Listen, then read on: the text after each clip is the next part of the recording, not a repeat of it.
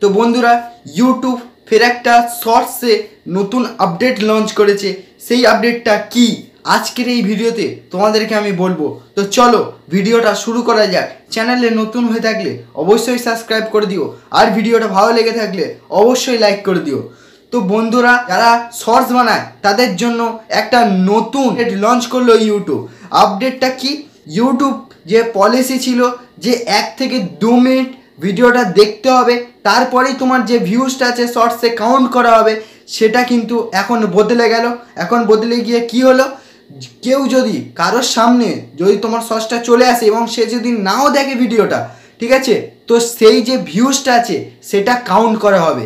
যখন কোনো viewers swipe up করতে করতে তোমার ভিডিওটা চলে আসবে এবং সে ভিউয়ার্স তোমার ভিডিওটা নাও দেখে, তাও কিন্তু তোমার যে ভিউজটা আছে সেটা কিন্তু কাউন্ট করা হবে। তোমাদের যে চ্যানেলটা আছে তাড়াতাড়ি গ্রো হয়ে যাবে এবং তোমাদের যে ভিউজ আছে সেটাও অনেকটা দেখতে হবে এবং এর থেকে তোমাদের হয়তো বড় বড় স্পন্সরশিপ তোমাদের কাছে আসতে থাকবে। চ্যানেলটা একটা গ্রোথ পাবে, ঠিক আছে।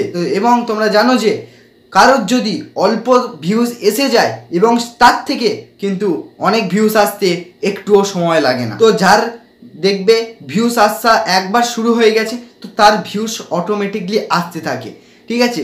এবং এর সঙ্গে আরও একটি কথা ইউটিউব জানিয়েছে, যদি তোমার ভিডিওটা বারবার কেউ রিপ্লে করে সেই ভিউজগুলো কিন্তু কাউন্ট হবে। তো এটাই ছিল শর্টসদের জন্য নতুন আপডেট।